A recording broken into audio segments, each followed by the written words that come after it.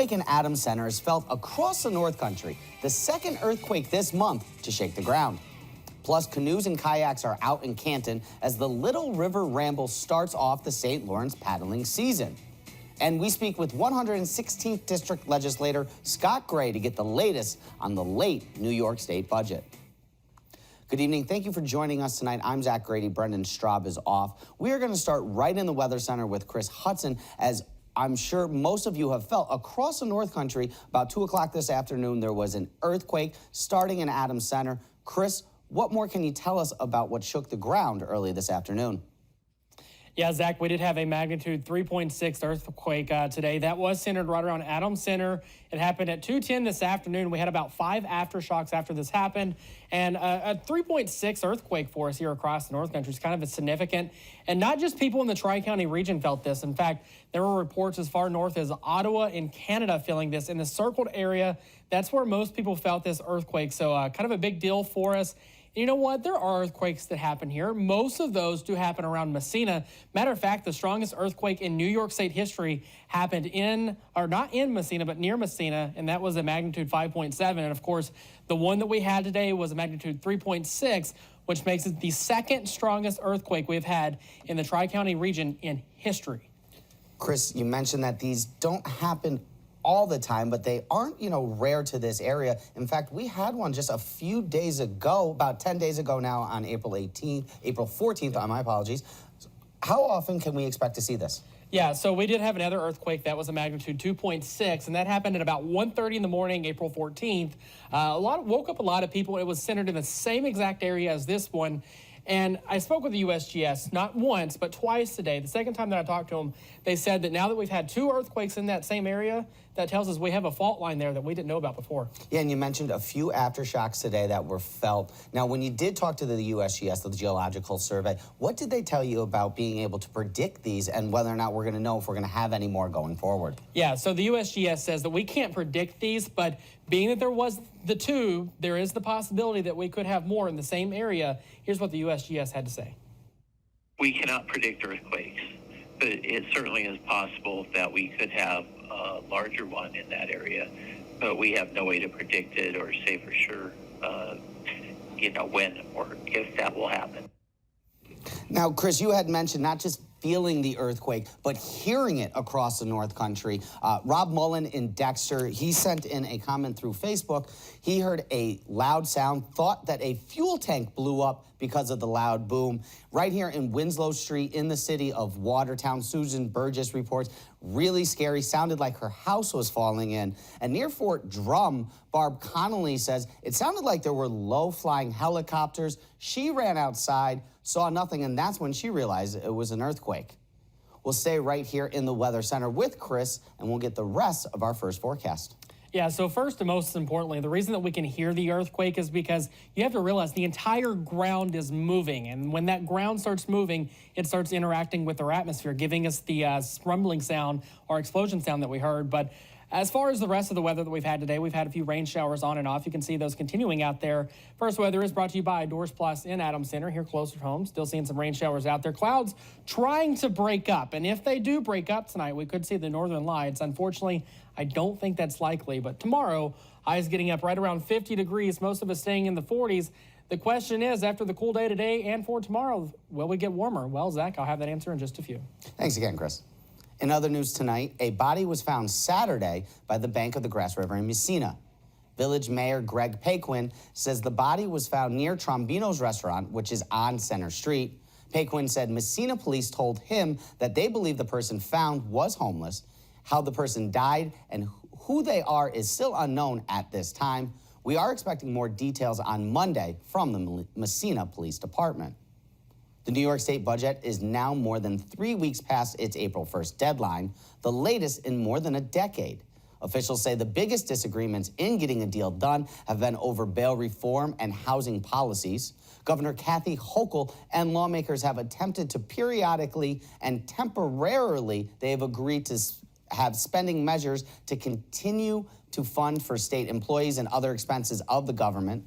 116th District Assemblyman Scott Gray tells us, though, he believes a deal is close to being done.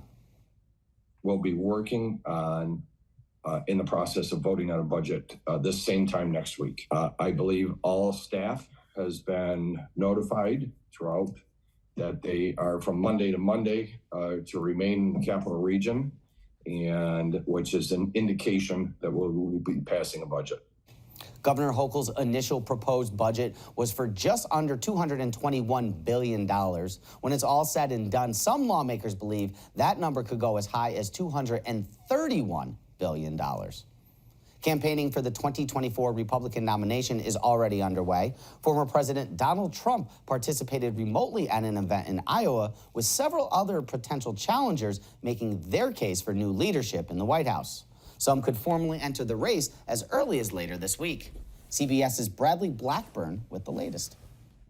And I will continue to fight for our values. Former President Donald Trump spoke via video to the Iowa Faith and Freedom Coalition Saturday night. When we become the very important 47th president of the United States. But some of his potential challengers for the Republican nomination were there in person, with the subject of abortion front and center. The Supreme Court didn't turn the issue of abortion over to the states. They turned it over to the American people.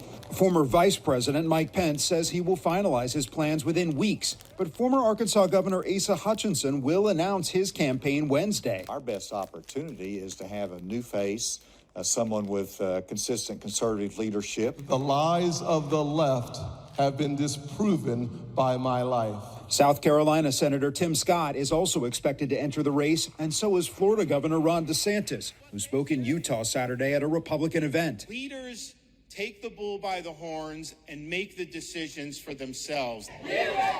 Former President Trump was in Florida rallying supporters at a pizza place. Even as he faces criminal charges in New York and multiple other investigations, he has a powerful hold on some voters. I'm on the Trump train all the way. The GOP nominee is likely to face President Biden in 2024. Multiple sources tell CBS News the president may formally announce his re-election bid this week.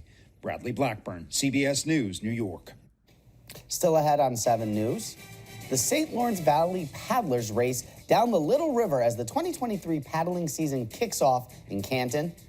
And Lafargeville Central students get a chance to go back in time as a World War II era exhibit makes its way to One North Country Library. From the North Country's news station, you're watching 7 News Tonight with Brendan Straub. Weekend weather with Kris Hudson. And your North Country sports with Rob Krone. The St. Lawrence Valley paddlers hit the Little River Sunday for their first official race of the season. 7 News reporter Sean Brindo was on hand as paddlers prepared for the Little River Ramble and the 2023 Canoe and Kayak Campaign. Paddlers raced down the Little River in Canton Sunday afternoon for the first race of the 2023 paddling season, the Little River Ramble. For more than 20 years, Gene Newman has made his way to almost every Ramble race. He says days like these are great to catch up with old friends. It's the first time, since the winter that we actually get together with a lot of the friends from other places and catch up. Saranac Lake resident Stephen Buzzle says the North Country as a whole is one of the U.S.'s premier paddling destinations. If you look at Florida, the number of boaters per capita, or Minnesota, it's high because of all the waterways. So I think the same thing is true here. We got the waterways, and it's a great recreational outlet, and I think people just migrate to the water. They're drawn to it. When it comes to the Ramble itself, it is a mix of amateur and professional paddlers who share their love of being out on the water. St. Lawrence Valley paddler member Mary Kelly says that paddling can not only have health benefits, but can be a very enjoyable time. I think when I capsize and swim, there's a moment of, oh my, but I absolutely have fun. The next big race on the schedule, the Canton Canoe Weekend Race, is in 2 weeks. Great start to the season with paddlers embracing the waterways one stroke at a time. Sean Brinda, 7 News. Kris, I know you can't predict any more earthquakes, but what can you tell us about the rest of the weekend Well, weather? it's going to be a cool week ahead, but will we see any warmer temperatures? The answer's coming up next.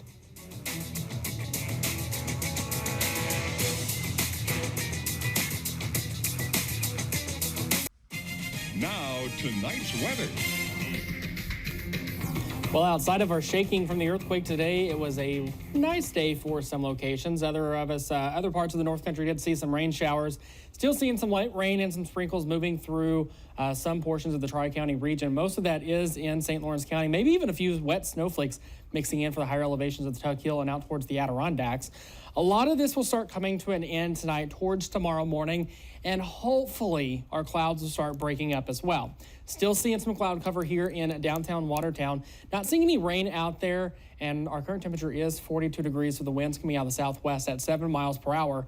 Now, it is saying that we have clear skies, and I don't really think that we do. I think we are dealing with still quite a bit of cloud cover out there. But if we do see clear skies, you might be able to see the northern lights. They've been reported visible all the way down towards Arkansas, so one of the strongest geometric storms that we've had in quite some time.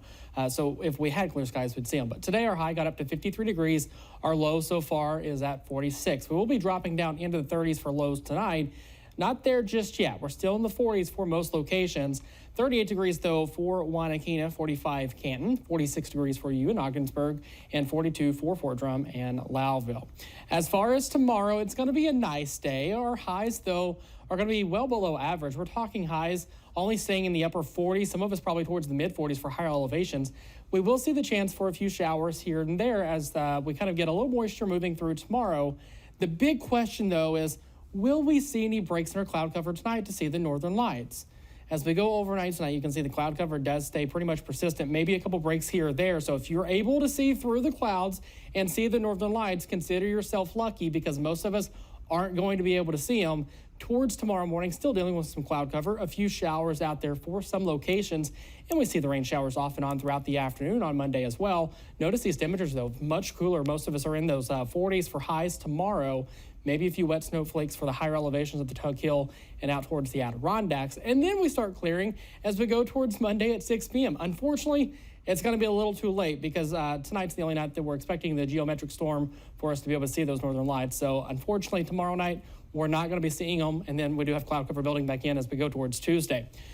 You know what, though? We are in spring, and we're supposed to be warming up. Eventually, we'll start seeing severe weather. We did see a little bit of it yesterday. We have a severe weather spotter training class that comes on May 1st here in just a little over a week. And then that will be at Indian River High School at 6 p.m. So make sure you register for that. Click the Philadelphia location and come learn all about severe weather. If you're already certified, you still need to come to get certified. As far as this week, though, we will be spending most of the week below average for temperatures. And then as we go towards the end of the week, starting to warm back up towards the upper 50s to lower 60s and seeing some sunshine off and on throughout the week as well as the clouds continue to pass on by with a few hit or miss showers. Kris, we're getting to May. At what point in time can we stop using the word snowfall in your reports here? Well, typically not until about mid-May. Wow, we're getting there. We're getting close. So we'll be right back in a few moments with your wedding.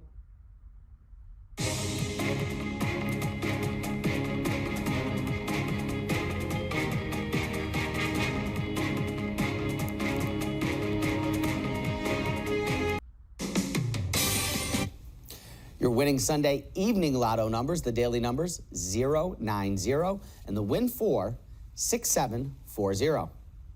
Lafargeville Central students will get a chance to go back in time as a World War II era exhibit makes its way to One North Country Library. For the next 3 weeks, the Orleans Public Library will have a traveling Anne Frank exhibit on display. The exhibit is from the Anne Frank Center USA. The display lays out two timelines simultaneously, one of Anne's life and one of Germany leading up to and during World War II. The library's director says several field trips of all grade levels from Lafargeville Central are already on the schedule to come and learn from the exhibit. We have supportive materials. There are workbooks that go with this, manuals that go with this. In addition to that, I do extra research and provide different kinds of supporting material. Not only written work that's available for all learning levels, but to encourage them, who knows, maybe one of them will be the next writer. Maybe Anne will inspire them. The exhibit at the library is thanks to a grant it received from the American Library Association. Snyder Morris says the library is one of only 200 libraries in the country to receive the Humanities Grant. So, Rob, what's on the schedule Sunday for the Sports Report? We are talking high school lacrosse and high school baseball. All that coming up next.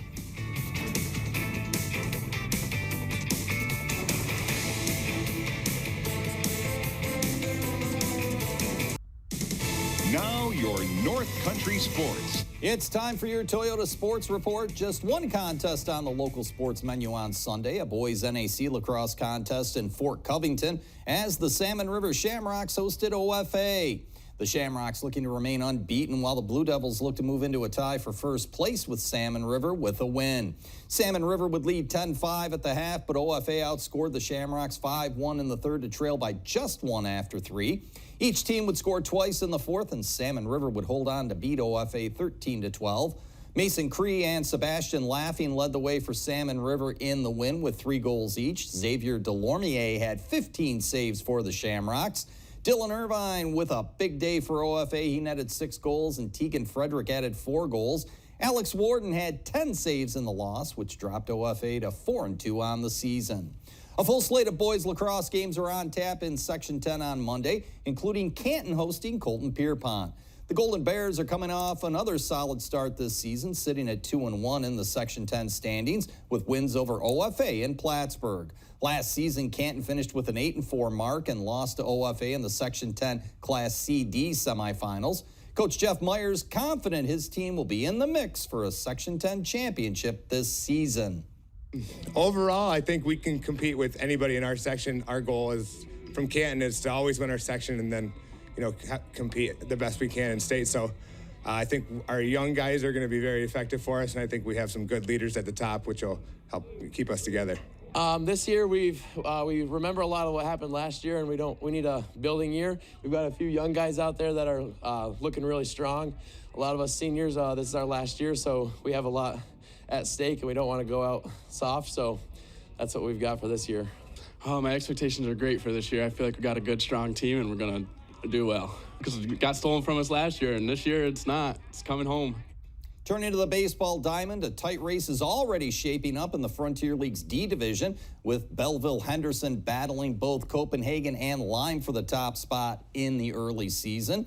The Panthers hoping a strong rotation and some timely hitting can put them all alone atop the standings at the end of the season.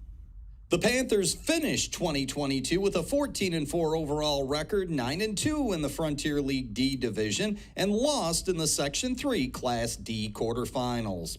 Coach Paul Gibbs has 5 seniors on this year's roster, but boasts a strong rotation once again in 2023. This year's team, we're a little young in some positions, but we seem to have talent. We brought back most of all of our pitching crew.